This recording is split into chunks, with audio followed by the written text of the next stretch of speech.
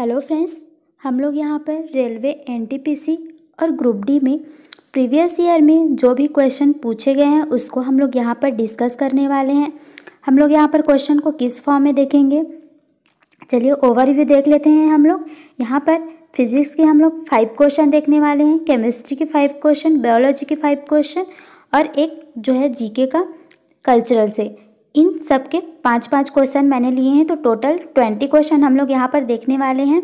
ये series regular चलती रहेगी, तो इस तरीके से हम लोग जीके जीएस कवर करने वाले हैं यहाँ पर, ठीक है। मैंने साइंस के इसलिए ज़्यादा क्वेश्चन लिए हैं क्योंकि देखिए रेलवे में साइंस का वेटेज तो ज़्यादा ही रहता है, तो हम लोग इसलिए साइंस को ज़्यादा यहाँ पर फोकस करने वाले हैं। चलिए स्टार्ट कर लेते हैं। हम लोग सबसे पहले फिजिक्स के क्वेश्चन करने वाले हैं। पहला क्वेश्चन है, प्रकाश वर्ष किसकी इकाई है? उत्तर है दूरी की। प्रकाश वर्ष जो है वह दूरी की इकाई है। प्रकाश वर्ष दूरी को मापने की एक इकाई होती है, जो कि निर्वात में एक वर्ष में तय की गई दूरी को एक प्रकाश वर्ष कहा जाता है, ठीक है। चलिए दूसरा क्वेश्चन है, एंगस्ट्रॉम किसकी इकाई है? आंसर है लंबाई। एंगस्ट्रॉम किसकी इकाई है? तो वह लंबाई की इकाई होती है, ठीक। और कभी कभी एग्जाम में क्या पूछ देता है, एक एंगस्ट्रॉम जो है वह कितना होता है, मतलब एक एंगस्ट्रॉम की वैल्यू कितनी होती है? तो वह होती है एक एंगस्ट्रॉम इक्वल टू 10⁻⁻10 मीटर में, ठीक। आप लोग ये भी याद रखिएगा कि एक एंगस्ट्रॉम की वैल्यू जो होती है वह होती है 10⁻⁻10 मीटर। नेक्स्ट क्वेश्चन है हमारे पास, एक बार कितने पास्कल के बराबर होता है? आंसर है 10⁵ पास्कल, ठीक है। एक बार किसके पास्कल के बराबर होती है? 10⁵ पास्कल। देखिए पास्कल की जगह में हम लोग 10⁵ न्यूटन पर मीटर स्क्वायर, इससे भी डिनोट कर सकते हैं। एग्जाम में कभी कभी 10⁵ पास्कल की जगह में 10⁵ न्यूटन पर मीटर स्क्वायर भी आ सकता है। नेक्स्ट क्वेश्चन है हमारे पास, ल्यूमेन किसका मात्रक है? आंसर है ज्योति फ्लक्स का। ल्यूमेन जो है वह ज्योति फ्लक्स का मात्रक होता है। किसी भी सोर्स द्वारा 1 सेकेंड में उत्सर्जित जो प्रकाश ऊर्जा होती है उसे ज्योति फ्लक्स कहा जाता है।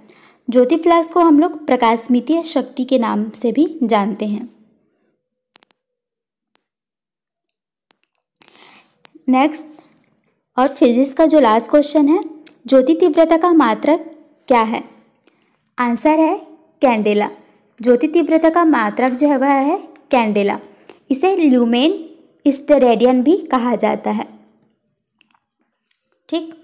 चलिए अब हम लोग केमिस्ट्री के कुछ क्वेश्चन देख लेते हैं। यहाँ पर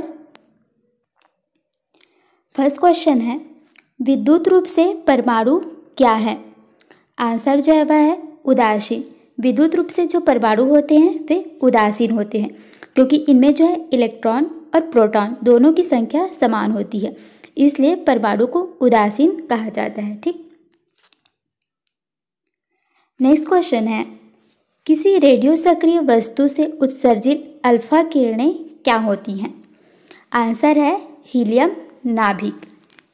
देखिए जो अल्फा किरणें होती हैं वे 2 प्रोटॉन और 2 न्यूट्रॉन से मिलकर बनी होती हैं तथा ये हीलियम के नाभिक को प्रदर्शित करती हैं, ठीक है।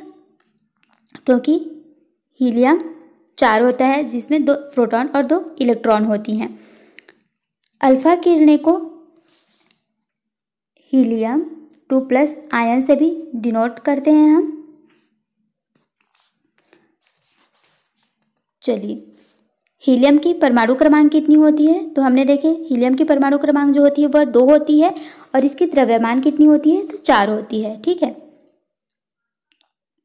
नेक्स्ट क्वेश्चन है, सोडियम क्लोराइड में कौन सा बंध पाया जाता है?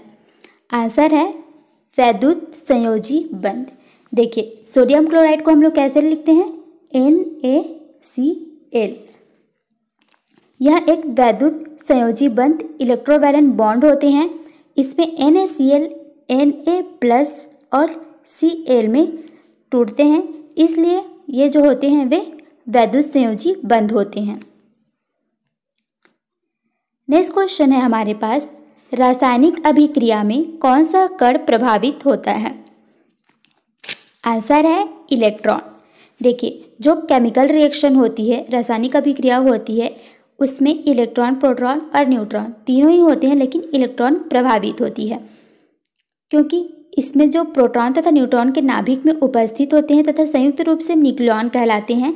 जो भी नाभिक में रहता है वो उसमें प्रोटॉन और न्यूट्रॉन रहता है, जो कि संयुक्त रूप से न्यूक्लियॉन कहलाता है। जबकि जो इलेक्ट्रॉन परमाणु होते हैं वे कक्षाओं में इस तरीके से, देखिए यहाँ पर प्रोटॉन और न्यूट्रॉन रहते हैं और इलेक्ट्रॉन जो है वह इस कक्षा में चक्कर लगाते रहते हैं। इसलिए प्रोटॉन न्यूट्रॉन की जो रहती है वैल्यू वो तो चेंज नहीं होती है, लेकिन इलेक्ट्रॉन जो है उसकी वैल्यू चेंज हो जाती है। इसलिए रासायनिक अभिक्रियाओं में बाहरी कक्षाओं में जो स्थित इलेक्ट्रॉन होते हैं वही भाग लेते हैं। इसमें जो प्रोटॉन और न्यूट्रॉन होते हैं वो भाग नहीं लेते, इसलिए इलेक्ट्रॉन ही प्रभावित होते हैं। चलिए, अब हमारा जो लास्ट क्वेश्चन है केमिस्ट्री का, वह है रासायनिक अभिक्रिया की सबसे छोटी संभावित यूनिट क्या होती है? आंसर है अणु। देखिए, जो रासायनिक अभिक्रिया होती है उसकी जो सबसे छोटी यूनिट होती है वह होती है अणु। रासायनिक यौगिक दो या अधिक तत्वों से मिलकर बना होता है। ठीक, ये तत्व जो होते हैं वे रासायनिक रूप से संयोजित होकर यौगिक अणु बनाते हैं। यौगिक के अणु जो हैं वह संगठन या फिर तत्वों के गुणों से पूर्णतः पृथक होते हैं। ठीक, इसलिए इकाई परमाणु या तत्व न होकर ये अणु होते हैं। अब हम बायो से कुछ क्वेश्चन देख लेते हैं, जिसमें फर्स्ट क्वेश्चन है, सेलुलर और मॉलिक्यूलर जीव विज्ञान का केंद्र कहाँ स्थित है? तो यह जो है हैदराबाद में स्थित है। सेलुलर और मॉलिक्यूलर जीव विज्ञान जो है वह हैदराबाद में स्थित है। नेक्स्ट क्वेश्चन है, centre for DNA fingerprint and diagnostic कहाँ स्थित है? यह भी हैदराबाद में स्थित है। नेक्स्ट क्वेश्चन है यहाँ, जंतु कोशिका एवं पादप कोशिका में मुख्य अंतर क्या है? देखिए, जंतु कोशिका और पादप कोशिका में जो मुख्य अंतर होता है वह उनकी कोशिका भित्ति होती है। जंतु कोशिकाओं में कोई कोशिका भित्ति नहीं पाया जाता है, लेकिन जो पादप कोशिका होती हैं उनमें कोशिका भित्ति पाया जाता है। ठीक, इसमें जो जंतु कोशिका होती है उनमें प्लाज्मा झिल्ली से घिरी हुई होती है। ठीक, जबकि जो पादप कोशिकाएं होती है वह प्लाज्मा झिल्ली के अतिरिक्त कोशिका भित्ति से भी घिरा हुआ होता है। और इसमें और भी मैं कुछ एक्स्ट्रा पॉइंट बता देती हूँ। जो जंतु कोशिकाएं होती है उनमें कोई हरित लवक नहीं पाया जाता है। ठीक, जबकि जो पादप कोशिकाएं होती है उनमें हरित लवक पाए जाते हैं, यानी कि पिगमेंट जो कलर दिखाई देते हैं हम लोग को, वो हरित ग्रीन कलर वो दिखाई देते हैं पादप कोशिकाओं में। और जंतु कोशिकाओं में एक या दो केंद्र उपस्थित होते हैं, इनमें सेंट्रोसोम उपस्थित होता है। जबकि जो पादप कोशिकाएं होते हैं उनमें ध्रुवीय टोपी कहा जाता है, छोटे छेद पाए जाते हैं। ठीक, और जो जंतु कोशिकाएं होती है उनमें हीमोग्लोबिन उपस्थित रहता है, जबकि जो पादप कोशिकाएं होती है उनमें हीमोग्लोबिन नहीं होता। तो ये इनके मेजर डिफरेंस हैं, आपको इनको याद रखना है। चलिए, नेक्स्ट क्वेश्चन है, सभी जीव कोशिकाओं से बने होते हैं, यह सिद्धांत किसने दिया था? आंसर है स्लेडन और श्वान ने। सभी जीव कोशिकाएं जो है सभी जीव जो है वह कोशिकाओं से बनी होती है, यह सिद्धांत जो है वह स्लेडन और श्वान ने दिया था। इनमें क्या होता है कि स्लेडन और श्वान ने यह थ्योरी कब दी हुई थी? तो यह थ्योरी दी हुई थी 1839 में। इन्होंने बोला कि जितने भी जीव होते हैं वह छोटी छोटी कोशिकाओं से मिलकर बने हुए होते हैं। इनकी थ्योरी ये थी। नेक्स्ट क्वेश्चन है, प्रोटीन के निर्माण में आधारभूत इकाई क्या होती है? आंसर है अमीनो अम्ल। देखिए, जो प्रोटीन का निर्माण होता है हमारे शरीर में, उसमें उसकी आधारभूत जो इकाई होती है वह होती है अमीनो अम्ल। प्रोटीन के निर्माण में आधारभूत इकाई जो निभाते हैं वह होती है अमीनो अम्ल। प्रोटीन वास्तव में एमिनो एसिड की एक श्रृंखला होती है। श्रृंखला के रूप में एमिनो एसिड जो है वह जुड़ी हुई होती है और यही प्रोटीन का निर्माण करती हैं। अब हम लोग कुछ कल्चरल से क्वेश्चन देख लेते हैं यहाँ पर। पहला क्वेश्चन है, शास्त्रीय नृत्य कथकली किस भारतीय राज्य से संबंधित है? तो यह है केरल राज्य से। देखिए, दो टाइप के नृत्य होते हैं, एक तो शास्त्रीय नृत्य होते हैं और एक लोक नृत्य होते हैं।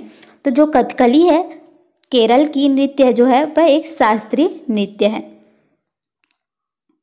नेक्स्ट क्वेश्चन है, मोहिनी अट्टम कहाँ की एक शास्त्रीय नृत्य है? आंसर है केरल की। हम लोग यहाँ पर अभी दो नृत्य देखे हैं। पहला जो हमने देखा है कथकली और दूसरा है मोहिनी अट्टम। ये दोनों ही केरल की शास्त्रीय नृत्य हैं। ठीक है। नेक्स्ट क्वेश्चन है, बिहू नृत्य किस भारतीय राज्य का लोक नृत्य है? अब देखिए, मैंने अभी आपको बताया था कि नृत्य 2 टाइप के होते हैं। पहला तो शास्त्रीय नृत्य होता है और दूसरा लोक नृत्य। तो ये जो बिहू है यह एक लोक नृत्य है और यह कहाँ की है? यह असम राज्य की नृत्य है। ये तो एग्जाम में बहुत ज़्यादा बार पूछा गया है आप लोगों को। चलिए, नेक्स्ट क्वेश्चन है हमारे पास, कूद नृत्य कहाँ की एक प्रसिद्ध नृत्य रूप है? आंसर है जम्मू कश्मीर। कूद नृत्य जो है वह जम्मू कश्मीर की एक प्रसिद्ध नृत्य है। नेक्स्ट क्वेश्चन है, मधुबनी कला क्या है? आंसर है मधुबनी जो है वह एक बिहार में प्रचलित लोक कला है। ठीक है। आज के क्वेश्चन ऑफ द डे है, आपको बताना है डीएनए का फुल फॉर्म क्या होता है। आप सभी को इसका जो है कमेंट करना है, कमेंट बॉक्स पर इसके फुल फॉर्म को। आपको पता नहीं होगा लेकिन सिलेबस आप लोग ज़रूर देखिए एक बार कि जीके जीएस में कौन कौन से सेक्शन से क्वेश्चन आ रहे हैं। तो उसमें फुल फॉर्म से भी क्वेश्चन आते हैं रेलवे के एग्ज़ाम में। तो आप लोग फुल फॉर्म भी ध्यान दिया कीजिए। कुछ भी पढ़ते हैं, करंट अफेयर पढ़ते हैं या फिर साइंस से कुछ पढ़ते हैं, तो इम्पॉर्टेंट जो भी एब्रिविएशन वर्ड होते हैं उन लोग को ध्यान में रखा कीजिए। तो आप लोग इसको डीएनए का जो भी फुल फॉर्म है आप लोग सभी कमेंट करके हमें बताइएगा। Thank you.